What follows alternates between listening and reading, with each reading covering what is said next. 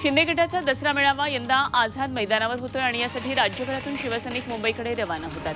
चंद्रपूर जिल्ह्यातल्या 800 कार्यकर्ते दसरा मेळाव्यामध्ये सहभागी होण्यासाठी बसने रवाना झाले। शिंदे गटाच्या मुंबईतल्या दसरा मेळाव्यासाठी मोठ्या संख्येने शिवसैनिक यवतमाळ जिल्ह्यातून रवाना झालेत। 200 ट्रॅव्हल्समधून सुमारे 750 किलोमीटर प्रवासासाठी 8000हून जास्त शिवसैनिक यवतमाळहून निघालेत। मुंबईतल्या आझाद मैदानावर मुख्यमंत्री एकनाथ शिंदे यांनी आयोजित केलेल्या दसरा मेळाव्यासाठी हिंगोली जिल्ह्यातले शिवसैनिक मुंबईच्या दिशेने निघालेत। हजारो शिवसैनिक बाळासाहेब ठाकरे यांचा वारसा जपणाऱ्या मुख्यमंत्र्यांचे विचार ऐकण्यासाठी जात असल्याचं शिंदे गटाचे आमदार संतोष बांगर यांनी सांगितलंय।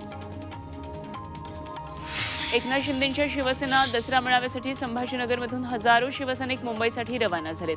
पणन मंत्री अब्दुल सत्तार यांच्या सिल्लोड सोयगाव मतदारसंघातून तब्बल 25,000हून जास्त लोक जाणार असल्याचा दावा सत्तारांनी केलाय आणि या दसरा मेळाव्यासाठी गावागावांमध्ये एसटीसह खासगी वाहनांची व्यवस्था करण्यात आली आहे। पंकजा मुंडे यांचा आज सावरगावमध्ये दसरा मेळावा आहे आणि या दसरा मेळाव्यामध्ये पंकजा मुंडे नेमकी कोणती भूमिका मांडतात याची सर्वांना उत्सुकता आहे। मराठा आरक्षणाबाबत पंकजा यांची भूमिका काय आहे, तसंच त्यांची पुढची रणनीती काय असणार आहे, याबाबत त्या काय बोलतात याकडे लक्ष असेल। मराठा समाजाच्या इशाऱ्यामुळे शरद पवारांनी सोलापूर दौरा रद्द केल्याचा दावा मराठा आंदोलकांनी केलाय। शरद पवार आज सोलापूरच्या दौऱ्यावर होते, मात्र इंडिया आघाडीच्या बैठकीचं कारण देत त्यांनी अचानक दौरा रद्द केला। तर पवार सोलापूरमध्ये आले असता त्यांची सभा उधळून लावली असती असा इशारा मराठा आंदोलकांनी दिला। मनोज जरांगेंच्या सभेला कुणबी का जातात असा सवाल अजित पवारांनी कुणबी समाजाला केला। तुम्हाला आरक्षण मिळाले, मग तुम्ही जरांगेंच्या सभेला का जाता असं वक्तव्य अजित पवारांनी माढ्यामध्ये बोलताना केलं। कुणबींवरून अजित पवार विरुद्ध मनोज जरांगे असा सामना आता सुरू झालाय। आमची एकी पाहवत नाही का असा उलट सवाल जरांगे पाटील यांनी अजित पवारांना केलाय। आमच्यात फूट का पडता अशी विचारणा त्यांनी केली। मनोज जरांगेंच्या सभेला कुणबी का जातात असा सवाल अजित पवारांनी कुणबी समाजाला केला होता।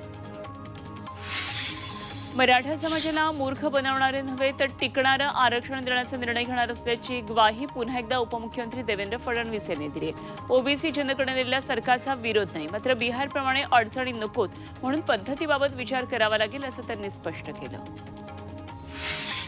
बिहारच्या धर्तीवर राज्यातही जातनिहाय जनगणना होऊ द्या, समाजासमोर सगळं चित्र स्पष्ट होईल अशी भूमिका उपमुख्यमंत्री अजित पवारांनी घेतली आहे। मराठा आरक्षणासाठी सरकार सकारात्मक आहे, सुप्रीम कोर्टात टिकणारं आरक्षण देण्याचा आमचा प्रयत्न आहे असंही अजित पवारांनी स्पष्ट केलंय। अजित पवार पहिल्यांदाच मराठा समाजाच्या बाजूने बोलले असं मनोज जरांगेंनी म्हटलंय। तसंच अजित पवारांनी केलेल्या जातनिहाय जनगणनेच्या मागणीचं जरांगेंनी समर्थन केलंय। अजित पवारांनी जनगणनेची केलेली मागणी ही योग्य असल्याचं विधान जरांगे पाटलांनी जालन्यामध्ये केलं। आतापर्यंत आमचा घास त्यांच्या तोंडात टाकला। मंडल कमिशननं ओबीसीना फक्त 14% आरक्षण दिलं होतं आणि त्यावेळेस मराठ्यांचा असून आता आम्हाला आमचं आरक्षण मिळालं पाहिजे अशी मागणी जरांगेंनी केली। आम्हाला मराठा समाजाला ठोस आरक्षण द्यायचं आहे आणि त्यासाठी सरकार सकारात्मक असल्याचं मंत्री दीपक केसरकर म्हणाले। हेच सरकार मराठा समाजाला आरक्षण मिळवून देईल, मात्र त्यासाठी थोडा वेळ लागणार आहे। जरांगे पाटील आणि मराठा समाजानं थोडा वेळ देऊन समजून घ्यावं असं आवाहन केसरकरांनी केलं। लातूरमध्ये मराठा आंदोलकांनी क्रीडामंत्री संजय बनसोडेंचा ताफा अडवला। उदगीर तालुक्यातल्या वाढवाणा पाटी इथून क्रीडामंत्री संजय बनसोडे यांच्या गाड्यांचा ताफा जात असताना मराठा समाजाच्या काही कार्यकर्त्यांनी त्यांचा ताफा अडवत जोरदार घोषणाबाजी केली। गावबंदी असताना तुम्ही गावात का आलात असा जाब मराठा कार्यकर्त्यांनी विचारला। राष्ट्रीय ओबीसी महासंघानं सरकारला इशारा दिलाय। 400 जातींचा समूह असलेल्या ओबीसी समाजाच्या अधिकारावर गदा येईल तेव्हा तो रस्त्यावर उतरेल आणि याहीपेक्षा मोठं आंदोलन उभं करू असा इशारा बबनराव तायवाडे यांनी नागपूरमधून दिला। आश्वासन दिलेलं आहे त्याच्यावरती परभणीच्या पाथरी कार्यालयावर ओबीसी समाजाच्या वतीनं भव्य मोर्चा काढण्यात आला। वेगवेगळ्या वेशभूषेमध्ये यामध्ये ओबीसी समाज सहभागी झाला। ओबीसींच्या आरक्षणामध्ये कुठलीही घुसखोरी करू नये अशी मागणी यावेळी करण्यात आली। ओबीसींची जनगणना करून शिक्षणामध्ये सवलत देण्याची मागणी करण्यात आली। सांगलीच्या जत तालुक्यामधल्या आबाची वाडीमध्ये बिरुदेव खर्जे या तरुणानं धनगर आरक्षणासाठी आत्महत्या केली होती आणि त्याच्या कुटुंबियाची आमदार गोपीचंद पडळकर यांनी सांत्वनपर भेट घेतली।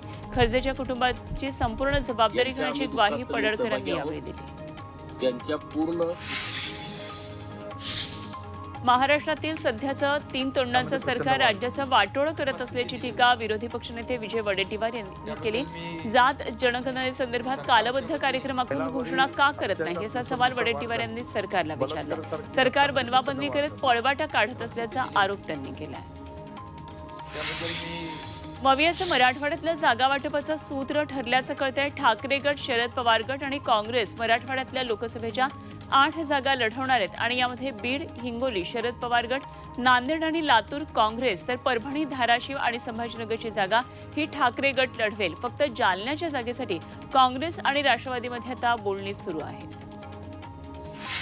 आमदार अपात्रता सुनावणीचं नवं वेळापत्रक दसऱ्यानंतर तयार होईल आणि त्यासाठी विधानसभा अध्यक्ष राहुल नार्वेकर याच आठवड्यामध्ये महाराष्ट्राचे महाधिवक्ता डॉक्टर बीरेंद्र सराफ यांच्यासोबत चर्चा करतील. दसऱ्यानंतर ते दिल्लीला जाऊन ॲडव्होकेट जनरल तुषार मेहता यांची भेट घेणार आहेत.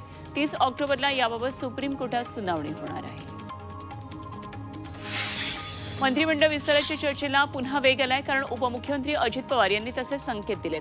मंत्रिमंडळ विस्तारामध्ये आपण माढाला नाराज करणार नाही असं विधान अजित पवारांनी केलं. त्यामुळे माढ्याचे राष्ट्रवादीच्या अजित पवार गटाचे आमदार बबनराव शिंदे यांना मंत्रिमंडळात स्थान मिळणार नसल्याचं असल्याचं मानलं जात आहे.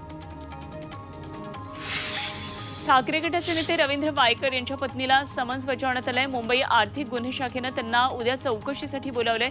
जोगेश्वरी भूखंड घोटाळ्यामध्ये रवींद्र वायकर यांची आर्थिक गुन्हे शाखेकडून काल चौकशी झाली. त्यानंतर त्यांची पत्नी मनीषा वायकर यांचीही आर्थिक गुन्हे शाखेकडून चौकशी होणार आहे.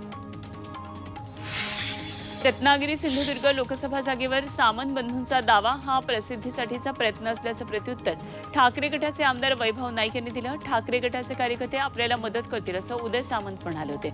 यावर गद्दारांना ठाकरे गटाचे कार्यकर्ते कदापि मदत करणार नसल्याचं वैभव नाईक यांनी सांगितलं. काँग्रेसचे पाथरीचे आमदार सुरेश वरपुडकर यांचं परभणी जिल्हा बँकेतलं संचालक पद अपात्र करण्यात आलं. वरपुडकर संचालक झाले तेव्हा वरपुडमधल्या विविध सहकारी संस्थांचे थकबाकीदार होते आणि त्यामुळे उपनिबंधकांनी त्यांचं संचालक पद सहकार कायद्यानुसार अपात्र केलं.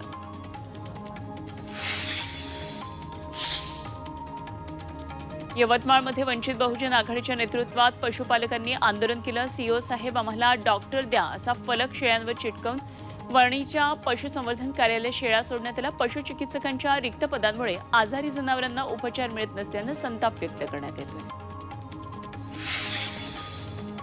बातमी एसी लोकलमधल्या गळतीची. मुंबई काँग्रेस अध्यक्ष वर्षा गायकवाड यांनी संध्याकाळी ऐन गतीत चर्चगेटहून बोरिवलीला जाणारी एसी लोकल पकडली आणि या नव्या ट्रेनमध्येच त्यांना पाणी गळतीचा धक्कादायक अनुभव आला. विशेष म्हणजे एसी ट्रेन असूनही गारवाच नव्हता, त्यामुळे बोरिवलीला पोहोचेपर्यंत घामाघूम झाल्याचं त्यांनी म्हटलं.